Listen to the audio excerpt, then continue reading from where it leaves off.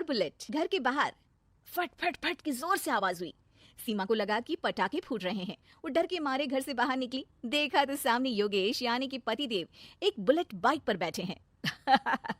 अरे डर गई क्या? बाइक लेकर आया हूँ तुम्हें घुमाने के लिए। सच में? मुझे लगा पटाखे फूट रहे हैं। अरे पटाखे भी फूटेंगे और मिठाई भी बटेगी। माँ को तो बुलाओ। माँ भी बाहर आ जाती है। अरे योगेश बेटा, इतनी जल्दी आ गया? और ये गाड़ी किसकी है? साहब की है?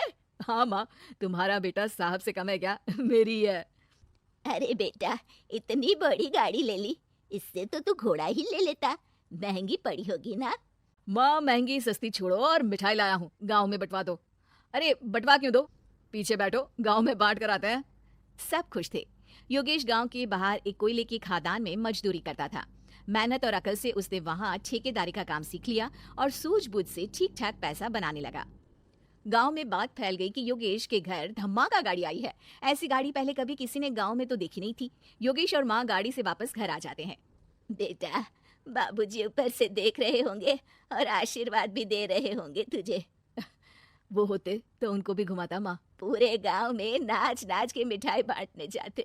जैसे मैंने नाच नाच के बांटी थी जब वो अपने लिए एक साइकिल लेकर आए थे। बस बस, बाबूजी दो बात भी सुनाते कि फटफट वाली फटफटी ले आया। सीमा आगे कहती है, अपने लिए तो ये गाड़ी ले आए और मेरे लिए? अरे ये गाड़ी तुम्हारे लिए ही तो है। पक्का मेरे लिए है? अरे पक्का तुम्हारे लिए है। अगली सुबह जब योगेश सो रहा होता है तो उसे बाहर से गाड़ी की आवाज आती है। वो घबरा कर चिल्लाता है, चोर चोर, मेरी गाड़ी ले जा रहा है, चोर चोर। माँ भी जागती है और योगेश के साथ दरवाजे की तरफ भागती है। जैसे ही दोनों बाहर निकलते हैं तो देखते हैं कि सीमा गाड़ी चला रही है। अरे बहू, नाक कटवाओगी क्या? ये क्या कर रही हो? अरे गिर जाओगी, ये क्या कर रही हो तुम? सीमा गाड़ी को रोक कर कहती है, सारे गांव में घुमा लाई, कहीं नहीं गिरी। क्या? सारे गांव में घुमा लाई? अरे लोग क्या कहेंगे बहू? सोचा क्या एक बार? यही कहेंगे कि कितनी अच्छी गाड़ी है। अरे तुम्हारे बारे में। हाँ, कहेंगे ना कि देखो कितनी अच्छी गाड़ी पर बैठी है। बहू गाड़ी रखकर योगेश और सासू माँ के पास जाती है। तुमने कब गाड़ी चलाना सीखा? हमारे बाबूजी के पास पुरानी स्कूटर थी, सीख ली। फिर स्कूल में एक मास्टर जी भी ऐसी ही गाड़ी लेकर आते थे, उन्होंने सिखा दी। हाँ, स्कूल के मास्टर आजकल यही सब तो सिखा रहे हैं। पढ़ाई का कुछ सिखाते तो कुछ भला होता। अरे बहू, अब गाड़ी मत चलाना। हमारे परिवार में कभी किसी औरत ने पीछे से आगे की सीट पे आने की हिम्मत नहीं की है। तुम भी मत करना, समझी? जी समझ गई माँ जी। सीमा सास की बात सुनकर चुपचाप रसोई में जाकर उदास होकर खाना पकाने लगी है। सास सुबह सुबह मंदिर से पूजा करके लौट रही होती है। तभी उसे दो औरतें रोक लेती हैं और कहती हैं, अरे बहू को थोड़े अच्छे लक्षण भी सिखा दो।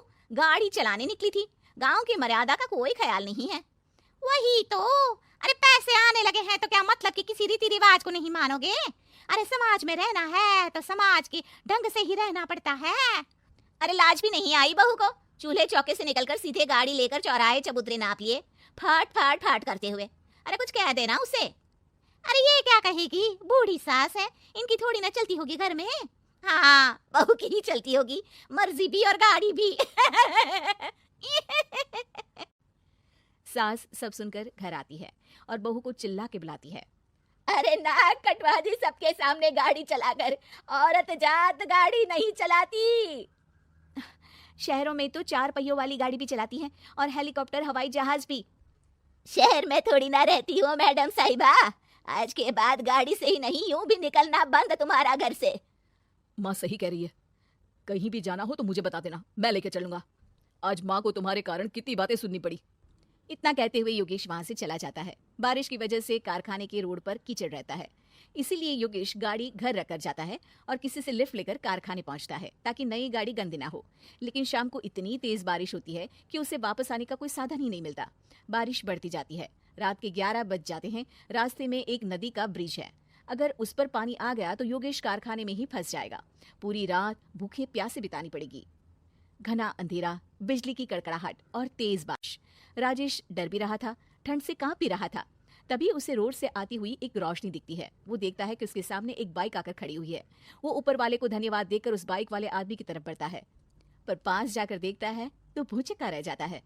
सीमा, तुम यहाँ इतनी बारिश में गाड़ी पर? पहले बैठो तो, नदी ब्रिज पे आ जाएगी तो जाना मुश्किल हो जाएगा। योगेश गाड़ी के पीछे बैठता है। सीमा गाड़ी चला रही है। मैंने तो तुमको पहचाना ही नहीं, गाड़ी की आवाज तो पहचानी होगी ना। अरे पर मुझे नहीं पता था कि तुम आओगी। अच्छा किया कि तुम आ गई। माँ नहीं आने दे रही थी, पर हमेशा पति पत्नी की रक्षा थोड़ी ना करेगा, पत्नी को भी तो करनी चाहिए। योगेश को सुबह अपने किए पर पछतावा होता है। उसकी आंख में आंसू आ गए जो बारिश की बूंदों में बह गए थे। उसके बाद सीमा को सास ने और योगेश ने खुशी खुशी समाज की सीमा लांघने की मंजूरी दे दी। अब वो जहां भी जाती फट फट फट गाड़ी पे ही जाती।